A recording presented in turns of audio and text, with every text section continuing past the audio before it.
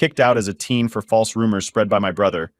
Years later, parents see my success and demand money after they abandoned me. Growing up with a twin brother should have been like having a lifelong ally, someone to share every triumph and challenge. But for me, it was more like living in the shadow of someone who was always in the spotlight. From the beginning, it was clear who was the golden child and who wasn't. My brother Matt was everything my parents wanted in a child.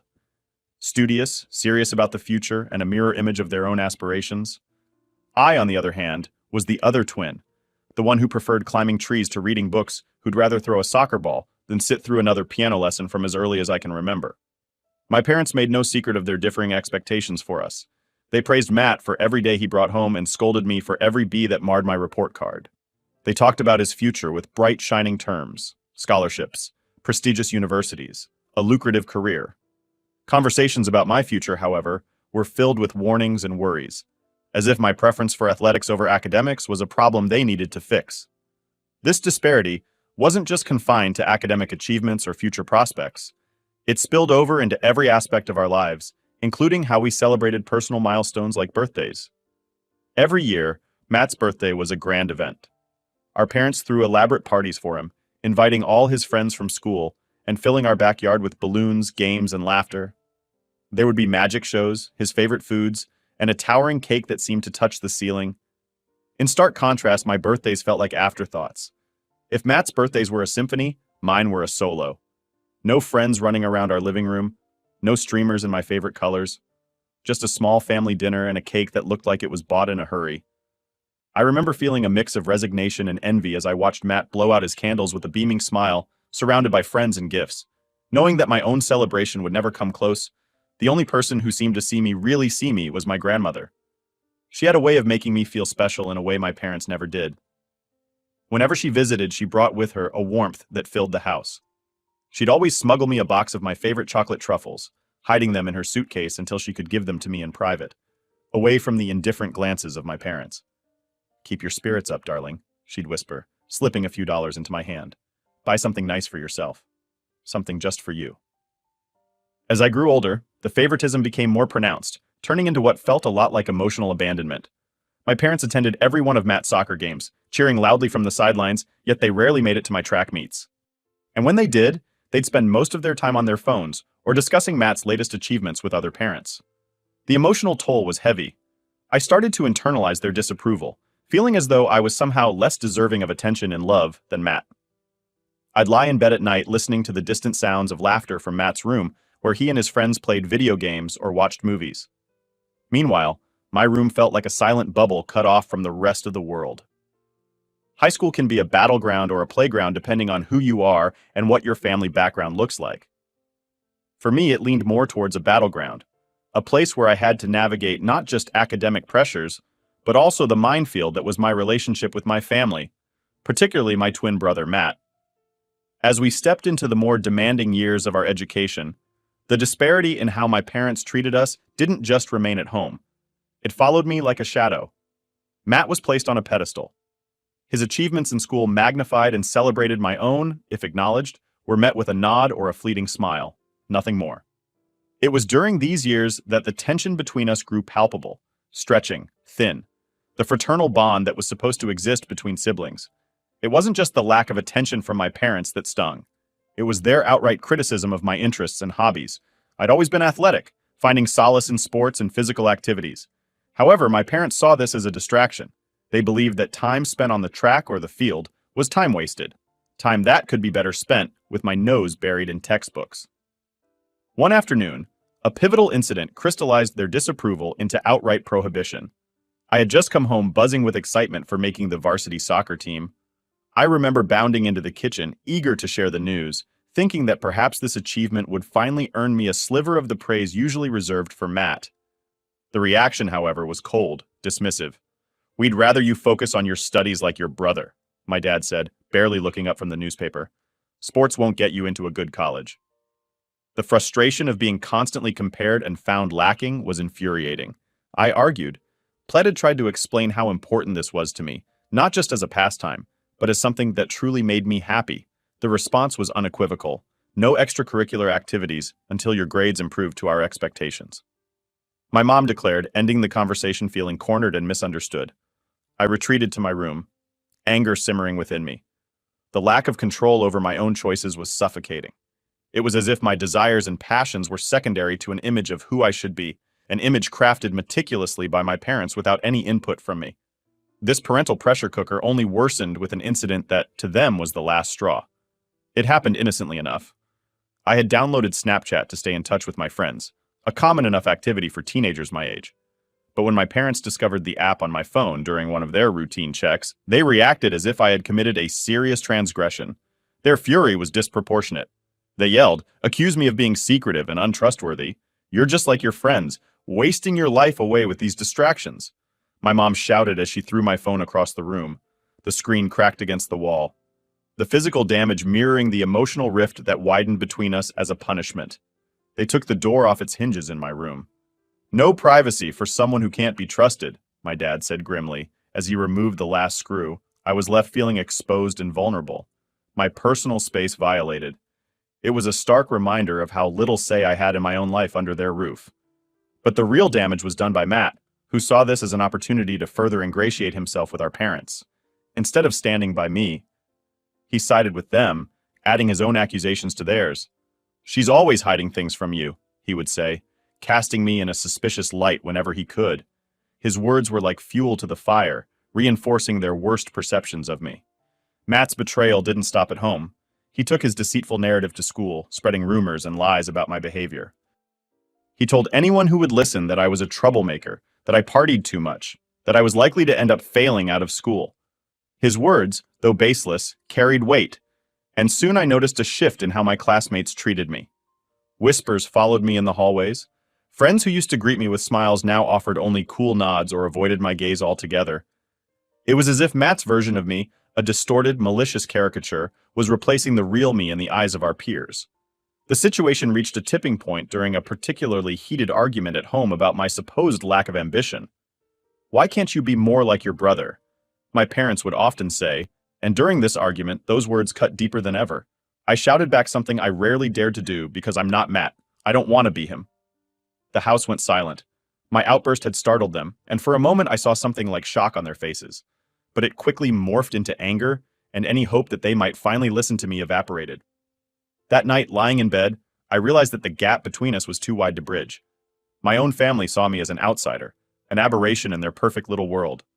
The emotional toll was immense, and I found myself withdrawing, building walls around my heart to protect it from further hurt. School became a place to endure rather than enjoy, and home was no sanctuary. The conflict at home reached a fever pitch during my sophomore year of high school. The mounting pressure for my parents to excel academically and emulate my brother's path was suffocating. Coupled with Matt's continued efforts to tarnish my reputation both at home and at school, I felt cornered constantly on edge, as if I were balancing on a tight rope with no safety net below. It was around this time that an incident occurred that would become the catalyst for an even greater divide in our family. It was a small thing, really something that should have been inconsequential. But in the high-strung atmosphere of our household, it was like lighting a match in a room soaked with gasoline. I'd been doing well in a couple of subjects that term, pulling in grades that were on par with Matt's. I remember feeling a flicker of pride, a rare sensation given the usual cloud of criticism that hung over me. Eager to share something positive with my parents, I approached them one evening with my report card in hand, hoping that maybe this time they would see me as more than just the other twin. Their reaction was underwhelming. While they acknowledged my good grades with a nod, the conversation quickly turned back to Matt and his recent acceptance into a prestigious summer program, a topic that dominated our dinner discussions for weeks. My achievement was brushed aside, the moment of potential connection crumbling away before it had a chance to solidify. This pattern of neglect had a profound effect on me, deepening the chasm of isolation I felt at home. My relationship with my parents became more transactional than emotional. Conversations were brief, limited to necessities, rather than any real exchange of thoughts or feelings. I felt like a guest in my own home, tiptoeing around, always on the verge of being reprimanded or dismissed. As the school year progressed, Matt's behavior escalated from passive-aggressive comments to outright confrontations. He seemed to derive a twisted sense of satisfaction from my discomfort, often provoking arguments in front of our parents, knowing they would take his side. One such argument erupted over something as trivial as the remote control for the TV. Matt wanted to watch a documentary for a school project, and I was halfway through a movie I had been looking forward to all week. When I refused to give up the remote, Matt turned to our parents, playing the victim, claiming I was always hostile towards him, and that I never supported his academic efforts. The argument spiraled quickly. Voices raised, harsh words were exchanged, and in the heat of the moment, Matt claimed that I was jeopardizing his chances of success by being petty and selfish. The accusation was ludicrous, but my parents bought into his narrative, chastising me for being inconsiderate and telling me to apologize. Humiliated and frustrated, I stormed out of the room, the injustice of the situation burning in my chest. It was clear that no matter what I did, no matter how hard I tried, I would always be in the wrong in their eyes. This continual side-taking emboldened Matt, and he began to spin more elaborate tales about my behavior. At school, he told his friends and anyone else who would listen that I was a troublemaker at home, that I was ungrateful and rebellious. His stories painted me as the villain in our household drama, a narrative that began to seep into my social life, affecting my relationships with classmates and friends. The real breaking point came during an incident that not only shattered my relationship with my family, but also marked the beginning of my journey toward independence. It happened on a day that it started like any other. I was in the kitchen making myself a sandwich when Matt walked in. His demeanor was confrontational, his gaze accusatory, without provocation. He started an argument berating me for using the last of the bread, knowing full well that our parents were within earshot. As the argument escalated, Matt did something that I would never have expected. In a fit of anger, he shoved me. The force of his push caught me off guard, sending me stumbling backward into the counter. The pain was sharp, and the shock of his physical aggression left me momentarily stunned. This physical altercation marked a new low in our relationship when our parents rushed into the kitchen. Matt quickly played the victim, claiming that I had provoked him, that he had merely defended himself. I tried to explain to tell them he had pushed me first, but my words fell on deaf ears. Their faces were set, their disappointment in me evident. The injustice of it was overwhelming. Not only had I been physically hurt by my own brother, but I was also being blamed for the incident. It was a clear sign that my place in the family was contingent on my compliance and silence, and even then I was not guaranteed fair treatment. That night, as I lay in my room, the door still off its hinges, the reality of my situation settled in. I was alone in a family that did not see me in a home where I was not safe to express myself or even defend myself. The emotional and physical barriers that had been building over the years had finally solidified into an insurmountable wall. My brother's jealousy reached a boiling point during our 14th birthday party when no one showed up for him on his birthday. I have no idea why his friends did that to him, but in stark contrast, my friends took me out for ice cream, and I had an overall wonderful day. This infuriated my brother, further to take revenge. My brother began to spread false rumors at school about me where he would portray me as a spoiled brat. He would falsely tell everyone that I was allegedly physically abusing him at home, since our parents loved him more. Unbeknownst to me, he took things to a disturbing level to fabricate evidence. He would punch himself purposefully, inflicting injuries like a black eye or bruised shoulder. The next day, he would confidently walk into school displaying the self-inflicted injuries as proof of my supposed violence and make up stories. Whenever our parents questioned him about the injuries, he would lie, saying that it was due to innocent activities like playing football with his friends. The lies and his alleged black eye started to gain traction, and people began to believe his distorted version of events. It wasn't long before whispers started circulating, and even my friends began to look at me with suspicion. At first, I noticed subtle changes. Friends who once chatted with me in the hallway suddenly became distant. Invitations to group hangouts became fewer and farther between. It was like a switch had been flipped, and people were hesitant to associate with a supposedly spoiled girl accused of violence. One day, I mustered the courage to ask my ex-best friend why things had changed between us. She opened up about how my twin brother had been spreading rumors about me. She revealed the detailed lies he had told everyone, accusing me of things I'd never done. I was shocked to hear her words.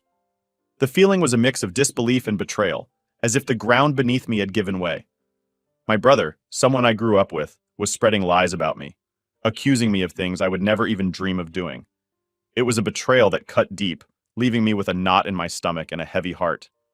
I confronted my brother the day after our school, but he chose to ignore me. I begged him to stop lying about me, but he smirked at me and told me that I deserved to rot alone. I was at a loss for words, because his lies and behavior were starting to scare me. I wanted to talk to my parents, but I was afraid that they would believe my brother over me. The isolation stung, especially because I'd always been open to making friends. It felt like my brother's jealousy-fueled lies were tearing down the connections I had built over the years. Teachers, too, began to catch wind of the rumors, It was a surreal experience, as if I were living in a parallel reality where my true self was overshadowed by the malicious story spun by my own twin. The lies had grown beyond mere teenage gossip. They were now shaping how people truly perceive me. The nasty rumor quickly reached my principal's ears, and then my worst nightmare came true. The principal immediately called me and my brother into his room, as well as our parents, so we could discuss these alleged rumors. I sat there heart pounding as the principal demanded the truth. I hoped my brother would finally come clean, but instead he doubled down on the lies. He straight up told the principal that, yeah, the rumors were true and painted me as this bully who went around beating him up when our parents weren't around. I couldn't believe it. Shock washed over me as my brother continued, spinning this twisted story about how I was angry at him for getting more love from our parents. It was all a bunch of lies. But he stuck to his story like glue.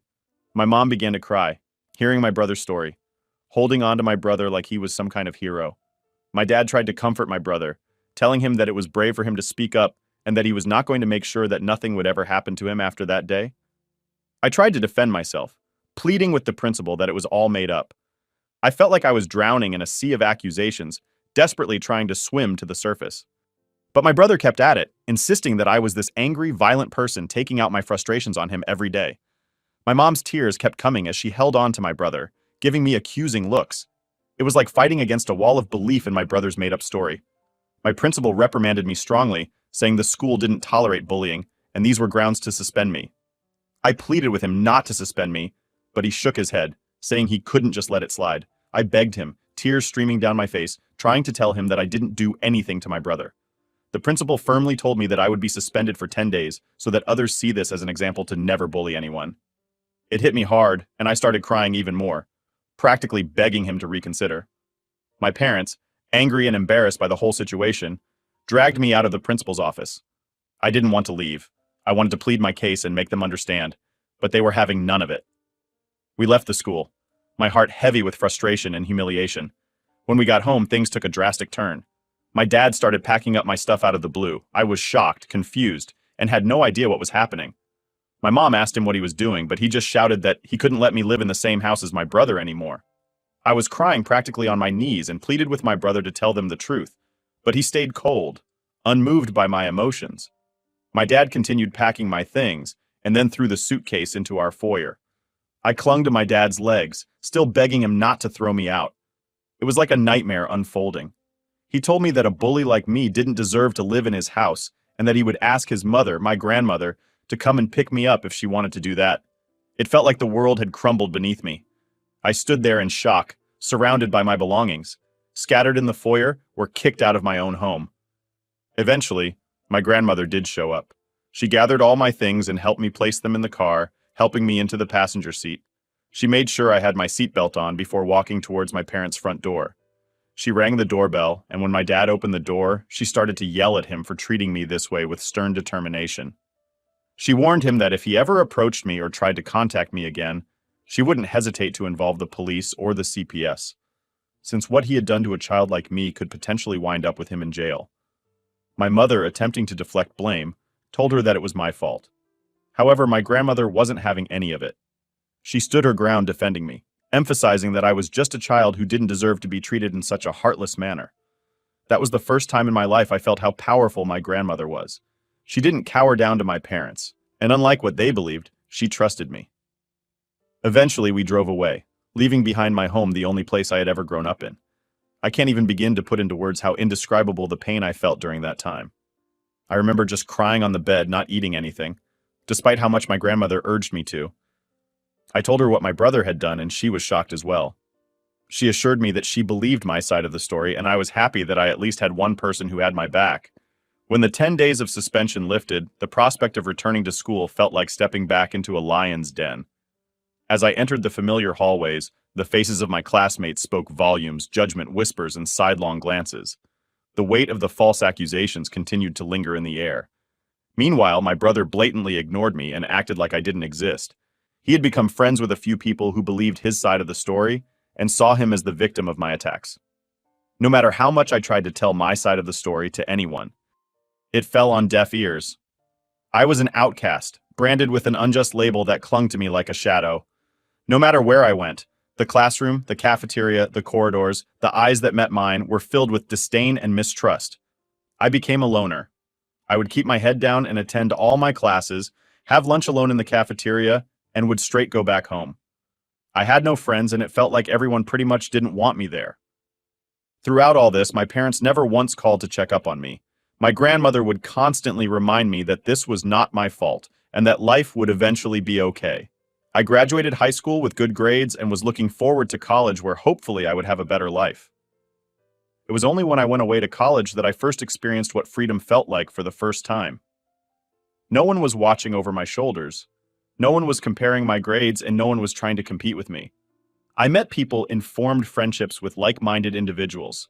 Despite the emotional and physical scars I had sustained over the years due to my family and peers, I concentrated on putting it all behind me and enjoying this college experience as much as I could. During this time, I discovered my knack for content writing. I had always been someone who wanted to be a writer, but I wasn't sure if it would be sustainable for a long time. Hence, I decided to ditch my dream, but to earn some seed money. I decided to start writing as a freelancer. I signed up on various freelancing sites which helped me secure jobs from prominent clients. This is how I slowly started building a portfolio of my work. Throughout college, I maintained this side hustle and never asked for a penny from my parents. When I graduated from college, instead of getting a corporate job, I realized that I could pursue content writing as a full-time job. I was doing quite well because of the multiple clients and the long-term professional relationships I had with them, which allowed them to rope me in multiple projects of theirs. Having a legitimate freelancing career not only made me financially independent, but also allowed me to travel the world as a digital nomad. Traveling helped heal me from my past. Even though it was definitely not easy, I saved up as much as I could and took a chance on myself. Over the years, I've seen so much of the world, and yet I have so much of it left to see. The only person who I considered my family throughout all this was my grandmother, and I absolutely adored her. She was very sad when I moved out, but she understood that I needed to be independent on my own. Despite my hectic schedule, I would make it a point to be there for her whenever I could. I would visit her on the weekends, often sharing meals together or simply sitting on the porch, engrossed in conversations that ranged from childhood tales to more recent happenings. On weekends, I would dedicate entire afternoons to helping her with household chores or accompanying her to the local park for a leisurely walk. Recently, I got done with one of the most important projects of my career. I can't mention the brand, but I was extremely lucky to write blogs and product descriptions for them. After the project was done, I requested the team I worked with to leave me positive reviews on my websites, which they were more than happy to do. So I then took screenshots of some of their reviews to post on my Instagram, as I knew working with this brand was a huge deal. As expected, a lot of other content writers reached out to congratulate me on my professional success, and even reposted my story to help spread the word. This is how I started getting messages from strangers who also needed help with their website. My relatives noticed this as well, and some of them reached out to congratulate me. Eventually, I was contacted by my college's principal. He had reached out to me after seeing that I was doing so well and wanted me to come to college for a seminar to talk to students about building a career as a content writer. I was quite nervous as I don't do well when it comes to public speaking, but I decided to take a chance and agreed when I found myself standing before eager faces. Sharing my experiences and insights, I felt like my life had come full circle.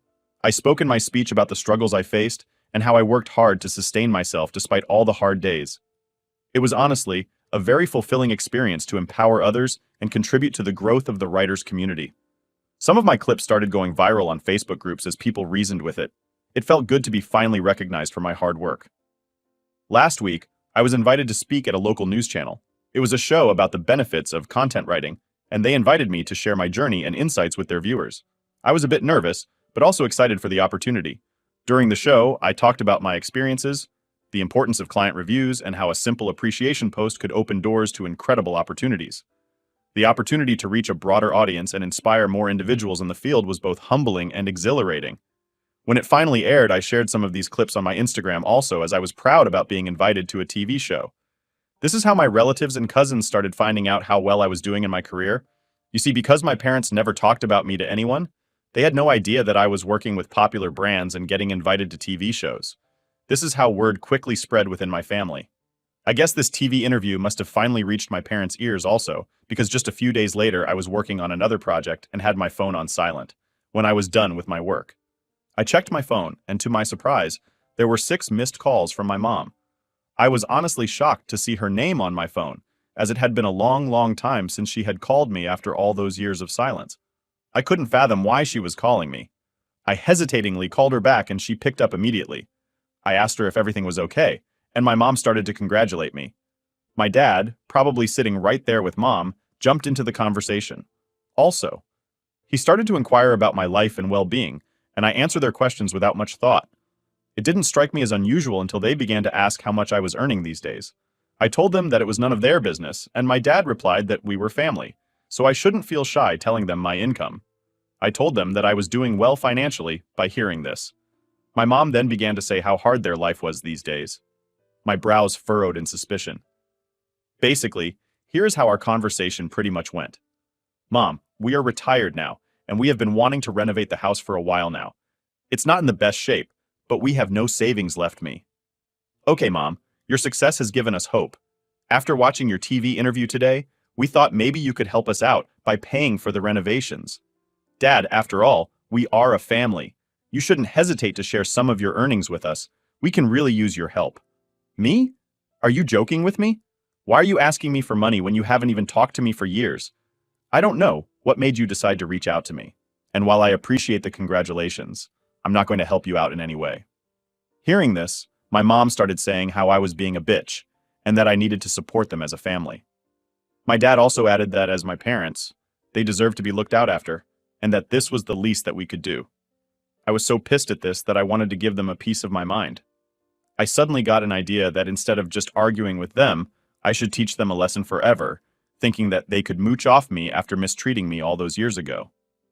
I told my parents that I was willing to help them if and only if they agreed to my demands. My dad curiously asked me what it was without hesitation. I laid out my demand if they wanted my help. They had to publicly admit in front of our family and friends that my brother was the mastermind behind the hurtful rumors that had tarnished my reputation. I wanted them to humiliate my brother the same way they had humiliated me in front of everyone by believing his lies and manipulations. I wanted them to take accountability for their actions and acknowledge the pain they had caused.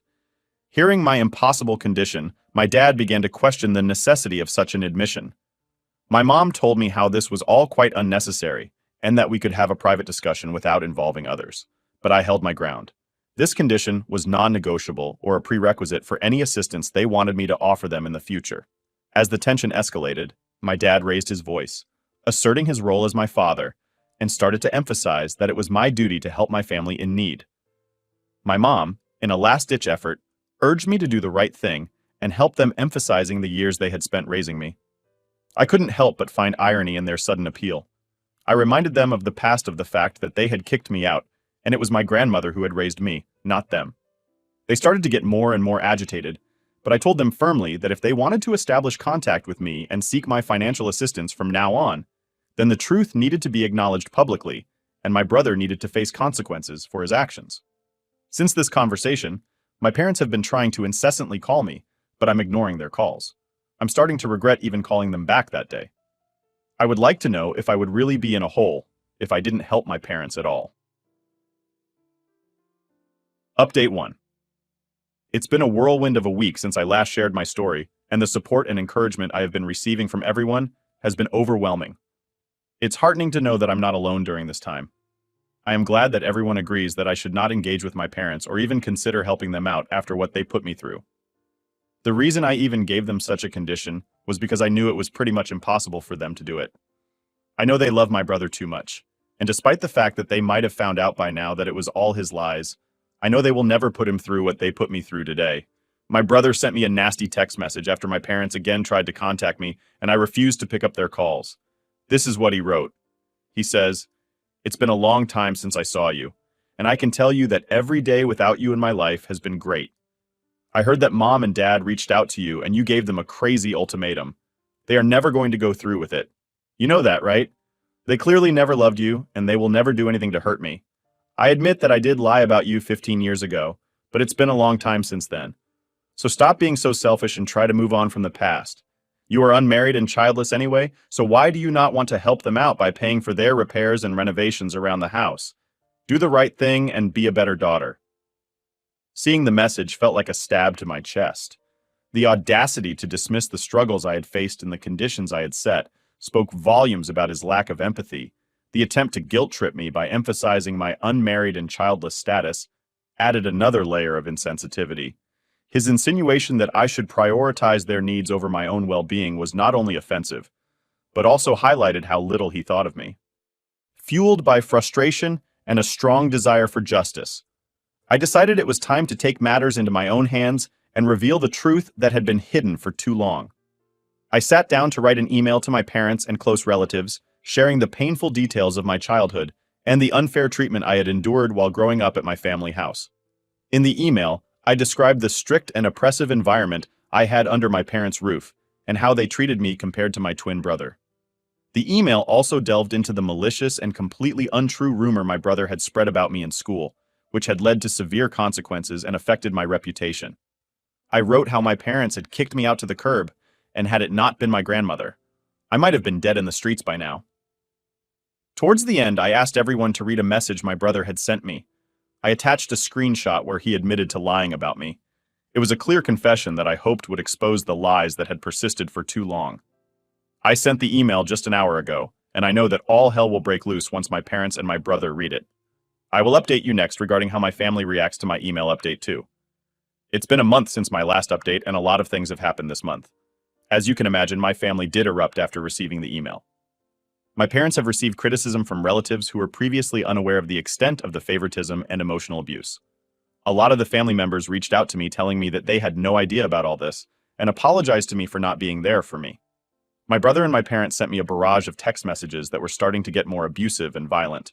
So I decided to reach out to a lawyer who sent them a notice of cease and desist. It basically warned them to not contact me further, and if they did, they would have to face dire legal consequences. I guess this must have scared them straight because they stopped contacting me. My grandmother thinks I've done the right thing by letting everyone know what happened and supports me 100%. She's the only person who matters to me, so I'm glad she has my back. Update 3. It's been 2 months since my last update. I am happy to report that everything in my life is going well for now. Professionally, my content writing business has been flourishing. The invitations to speak at seminars and podcasts continue to roll in, solidifying my position as a respected figure in my line of work. I am as close to my grandmother as ever. I took a 1-week break from my work recently so I could spend some quality time with her. She's into gardening these days and educated me a lot about various flowers and herbs in her garden. The moments I spent with her, whether sharing meals, engaging in heartfelt conversations, or simply enjoying each other's company, are my favorite and cherished memories. My family has not contacted me after the letter they received from my lawyer, so I'm happy that they are staying away from me. Personally, I have started going to therapy, so hopefully I can work on healing myself. I think this will be the last update for now.